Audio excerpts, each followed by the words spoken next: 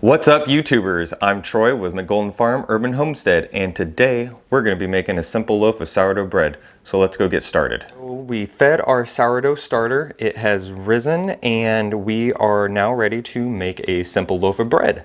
So we are going to use a little 9x5, and these are the tools that we're going to need. We're going to need filtered water, either distilled or just some type of filtered water. We want to make sure there's no chlorine in it. We want some salt. I usually use just natural sea salt. We need a digital scale. We need some type of scooping mechanism like a ladle or a spoon, a spatula, and then I use our KitchenAid mixer to mix everything. So let's go ahead and start. So we're going to want to get our bowl, turn on our digital scale. We are going to want to set it to grams, and after we get our bowl on, let's go ahead and tare it or zero it out. We want to get 450 grams of flour, and I'm going to put the recipe in the description of the video, so you can go ahead and click down there if you want to go back and look at all the ingredients. So let's get the 450, and we want to make sure that we get exact on this, because this is more of a chemistry project than just throwing stuff together making a lasagna or something. And I am using all-purpose flour. You can use normal baking flour. I usually use the unbleached all-purpose flour for all of the stuff that we make with our sourdough. Went a little over. There we go. Okay, so that was our flour. We are going to want to get 325 grams of water now. So let's go ahead and tare it, zero it out. And then go to 325. A little over, but hopefully that'll be okay. Let's go 75 grams of starter, so zero it out. And we don't need that much starter. 75 grams gets there really quick.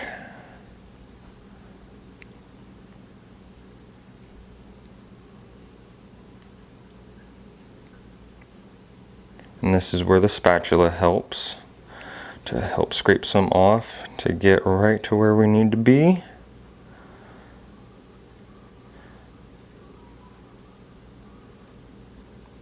All right, there we go. Now we need 10 grams of salt, zeroed out. Make sure you're zeroing out your scale each time. Let's go 10 grams of salt.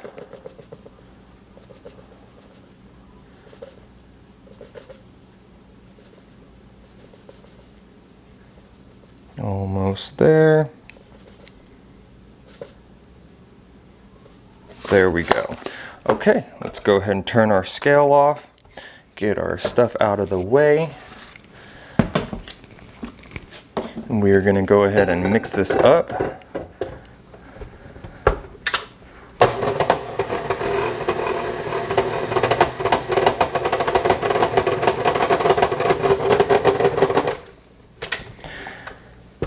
And then you're looking for a fairly consistent look of a moist look on the dough. I'll show you what we want it to look like. Sometimes it'll come out looking a little shaggy, almost like shag carpet in a way. And then when that happens, just add a little bit more water and then just keep mixing it until you get that moist look that we're talking about.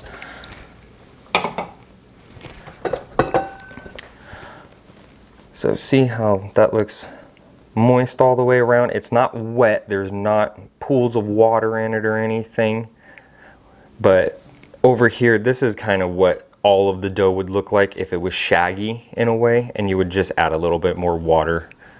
And then we're just going to go ahead and scrape this all down on the sides. Another good reason why we want to use the spatula.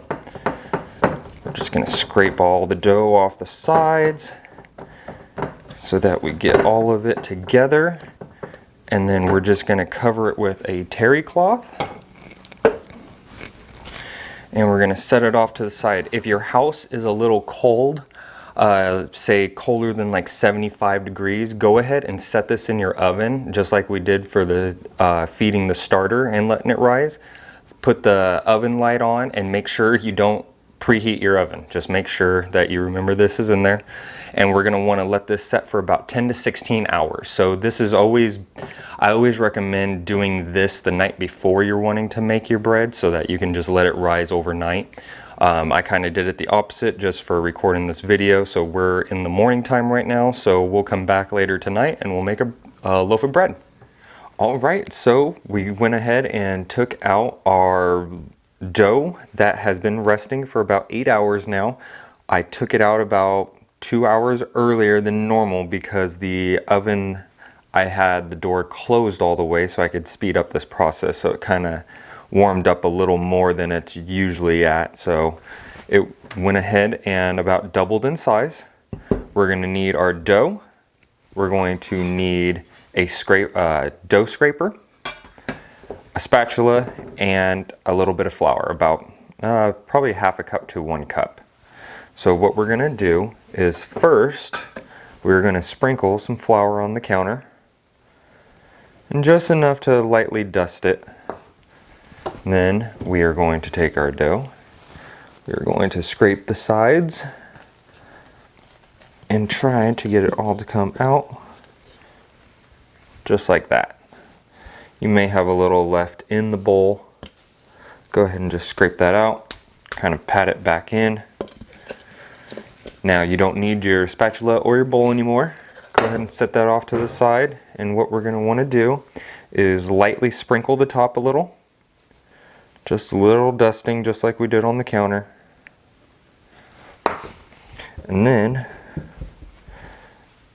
it helps also if you get some flour onto your hands so that the dough doesn't stick as bad. And you may need to get some on the sides more just so you can get that first flip that we're gonna wanna do. So what we're gonna do is we're gonna grab it, stretch it just a little, and then tuck it in and kind of push in with your palms.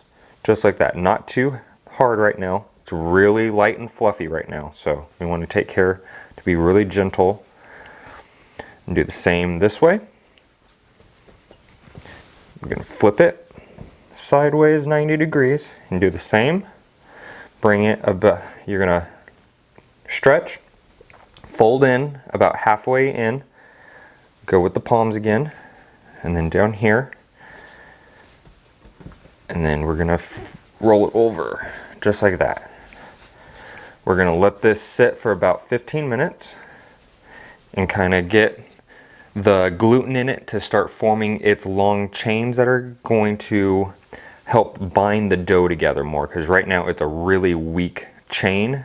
So let's go ahead and let this rest for about 15-20 minutes or so, and we'll come back to it. Okay, it has been 15 minutes now.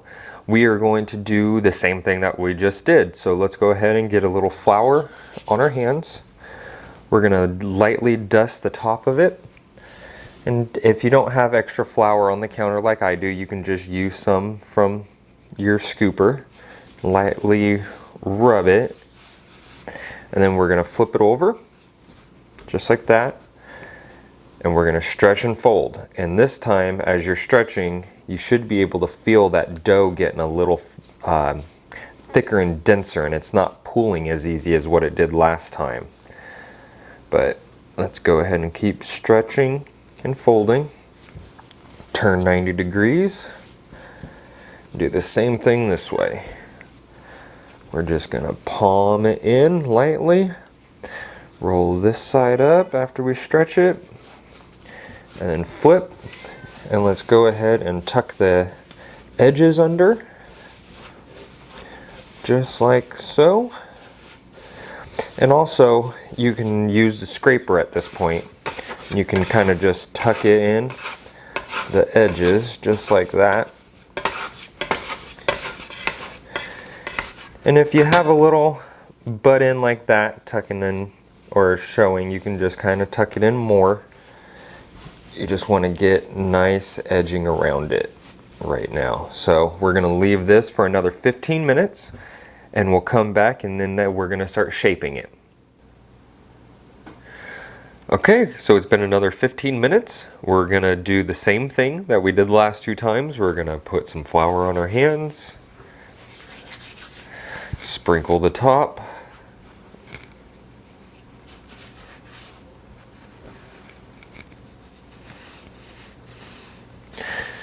and then we're gonna fold it just like we did the last time.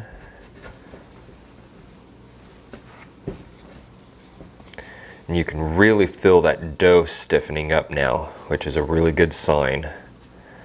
So go ahead and stretch and fold. Push in with your palms. You're going to notice there's little air pockets now. That's all the gases coming off from the yeast in the sourdough eating up the flour and the water. Flip it 90 degrees.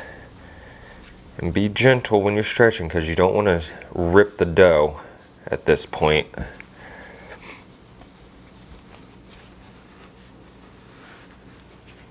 Okay, just like that. And we're going to stick it into our loaf. Our bread pan, I mean. Just like that. I'm going to get it just like that. And this is going to shape it to the shape of our bread pan, and then we are going to let this rest for about an hour now.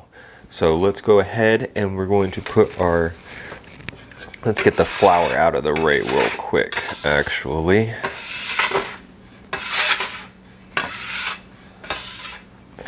There we go. Then we're just going to put our tea towel over and put it off to the side for right now. And actually we don't want to tuck it like I just did. We're just going to want it lightly on top, just like that. Okay, and then we'll come back in an hour and it'll be ready to throw into the oven. Okay, so the bread's almost ready. We're almost done with that hour. So let's go ahead and set our oven to 450. And what we're going to do is once it hits 450, we're going to put our bread in, we're going to set it down to 400, and then we're going to bake it for 40 minutes. So let's go take care of our loaf. Okay, so it's been an hour, so let's see what our loaf looks like. Beautiful, just like it should. You will probably see little air bubbles forming every now and then around here, which is perfectly fine. Like I was saying, that's going to be from the yeast eating up the flour and the water, and that's the gases coming off. So the tool that we need now is called a lame. So basically all that is a French word for blade, and it's just a razor blade. They come in different forms. You can just go onto Amazon, look up one. This is a Breadtopia knife. So let's go ahead, and you can do any type of design that you want, but right now this is just a simple loaf that we're doing, so I'm just going to cut it right down the middle, just like that. And that is to allow any air, well, the hot air and the moisture coming out of the bread to escape, so it doesn't kind of blow a hole while it's baking in the oven. Okay, so we got our loaf cut, ready to put into the oven. So let's go ahead and set it in there. We're going to put it right in the middle. We're going to lower our time, or not our time, our temperature down to 400. Set our time for 40 minutes. And then we'll come back and see what it looks like.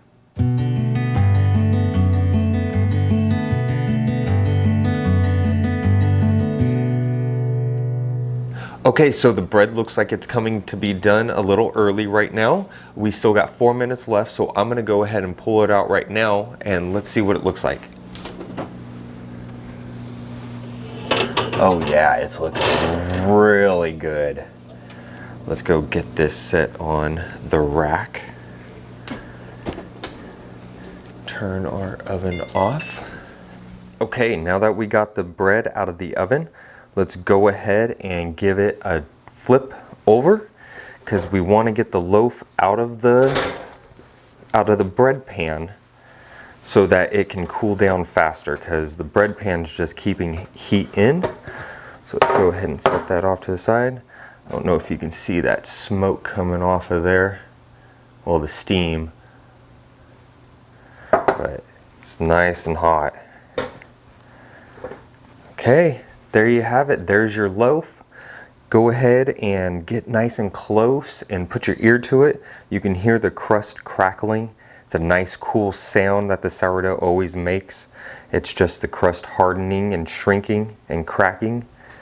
Go ahead and wait 4 to 6 hours before you cut your sourdough. You want to allow any moisture that is still in there to kind of escape, so that you're not getting a moist crumb when you cut it. So go ahead and let it rest about 4 to 6 hours, and then go ahead and you can slice it up and make sandwiches out of this. It's really good for toast, but it's just a great simple recipe. There you have it. Well, it has been overnight. It's been 8 hours and our loaf is completely cooled to the touch. All the moisture has hopefully kind of dried out. So like I was saying, how we don't want to cut into it too early because the crumb will be moist. So let's go ahead and cut into it, and we will see what that crumb looks like on the inside.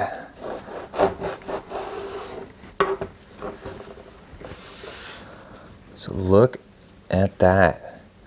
Not bad for, this is going to be sandwich bread for us. So I'm just going to come through every day, cut 2 slices off. Not too holy and everything. Got some good holes. That's where the gas pockets are. But all in all, simple loaf, simple to make. Not too much folding, stretching, not too many ingredients, and it tastes amazing. You're going to have to just trust me. Go make your own loaf right now. Go do it. You already watched the video.